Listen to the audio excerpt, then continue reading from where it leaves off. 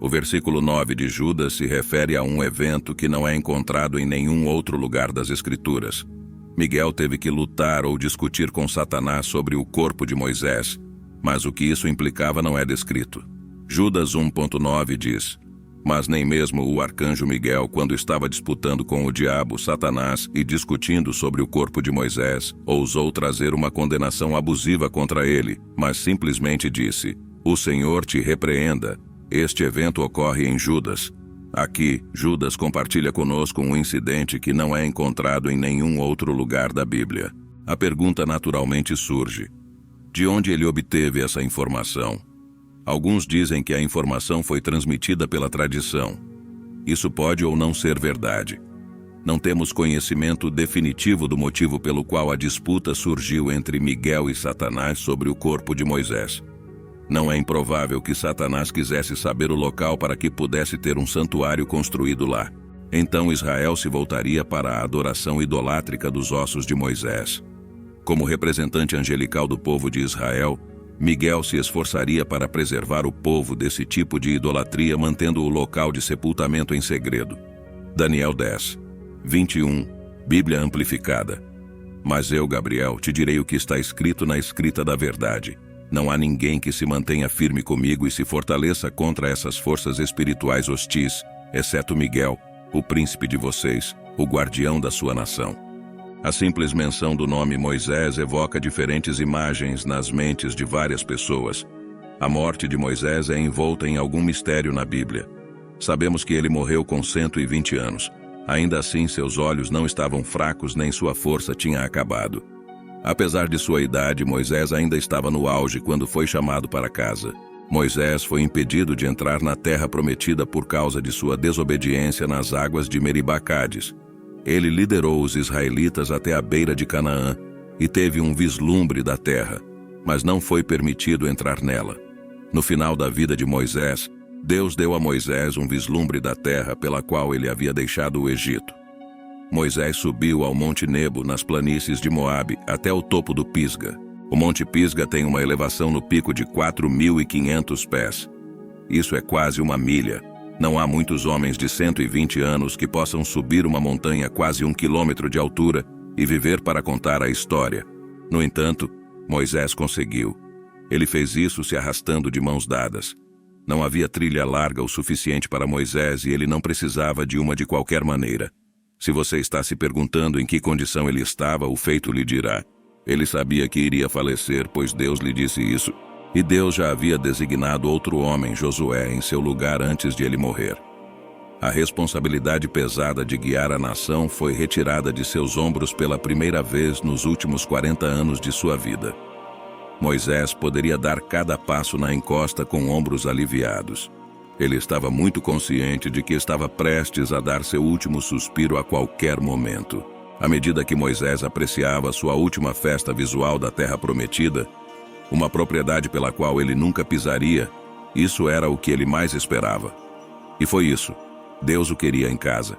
Moisés entregou o Espírito. Moisés morreu de acordo com a palavra do Senhor.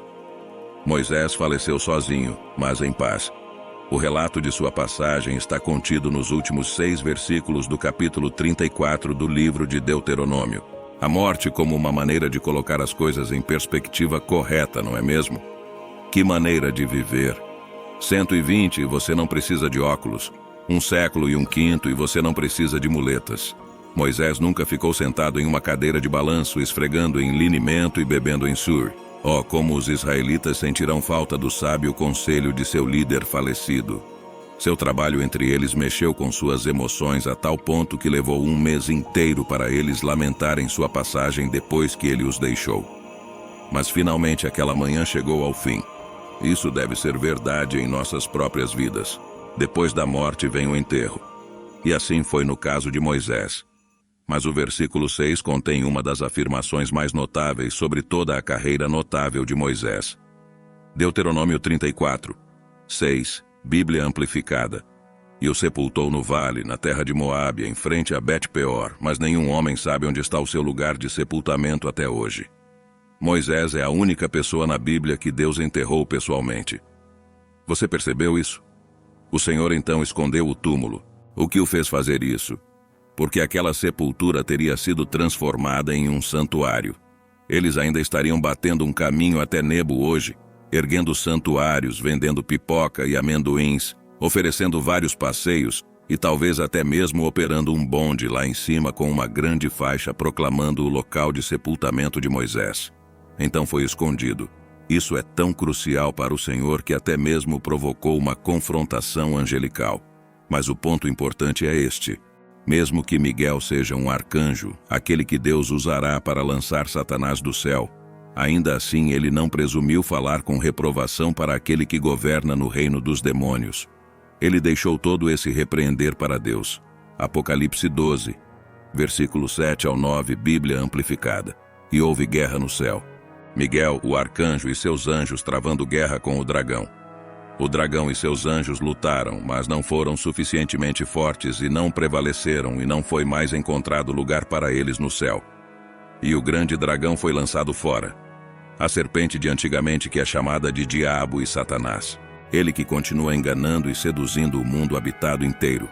Ele foi lançado na terra e seus anjos foram lançados com ele. Miguel, o arcanjo, é representado na Bíblia nos textos de Daniel, Judas e Apocalipse como um anjo lutador que luta em combate espiritual. A palavra arcanjo significa anjo do mais alto grau. A maioria dos anjos na Bíblia é descrita como mensageiros, enquanto Miguel é representado em todos os 3 livros como contendendo, resistindo ou permanecendo contra espíritos malignos e principados.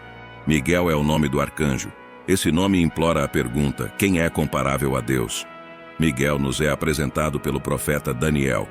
Miguel se recusou a julgar presumptuosamente. Em vez disso, ele simplesmente anunciou a repreensão de Deus. A linguagem dessa repreensão combina com Zacarias 3:2, onde o Senhor repreende Satanás por suas acusações contra Josué, o sumo sacerdote. Zacarias 3. Então ele me mostrou Josué, o sumo sacerdote, em pé diante do anjo do Senhor, e Satanás em pé à sua direita para se opor a ele. E o Senhor disse a Satanás: o Senhor te repreenda, Satanás. O Senhor que escolheu Jerusalém te repreenda. Apesar de seu grande poder, Miguel permanece completamente submisso ao Senhor. Os anjos justos têm uma classificação e são submissos à autoridade. Considerando a força de Miguel, a submissão do arcanjo a Deus é ainda mais bela. Podemos ver que a submissão nunca é destinada a retirar a força, o propósito ou o valor de um indivíduo. A força do anjo Miguel não está em disputa, pois a última menção de Miguel, o arcanjo, aparece em Apocalipse 12, 7, quando Satanás é expulso do céu. Miguel e as forças do céu derrotam o dragão Satanás e o diabo é mantido na terra. Ali, enfurecido, Satanás partiu para travar guerra contra aqueles que guardam os mandamentos de Deus e mantêm firmemente seu testemunho sobre Jesus. A confrontação é um mal necessário. Ninguém gosta disso, mas deve ser feito para retificar, purificar e unificar a comunidade. Não é agradável, mas é necessário. Mesmo Miguel, o arcanjo, não lutou contra o inimigo com base em sua própria autoridade, mas falou em nome do Senhor. Miguel considerou seu ofício e posição com reverência. Lúcifer havia sido criado como a mais alta criatura. Esta é uma lição que tanto você quanto eu devemos aprender. Muitos cristãos ainda têm que aprender a se curvar mesmo diante de Deus. Você e eu, meu amigo, somos criaturas. Ele é o Criador. O que te dá a mim o direito de questionar qualquer coisa que ele faça? Não me entenda mal.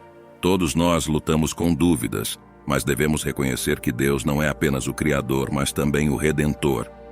Ele é aquele que cuida de nós, mas nosso Deus é exaltado, santo e exaltado. Ele é um Deus justo e justo. Ele nunca comete um erro e nunca erra. Tudo que ele faz está correto, então você e eu podemos confiar nele. Mas nós realmente fazemos isso? Nós reconhecemos sua autoridade? Nós valorizamos sua pessoa? Quando os homens são chamados a prestar contas, o Senhor Jesus Cristo dirá: você disse, Senhor, Senhor, mas não fez o que eu ordenei. Cada um foi para o seu próprio caminho e fez o que era certo em seus próprios olhos. Esta é a imagem da humanidade. E quanto a você, que exemplo Miguel, o arcanjo, é?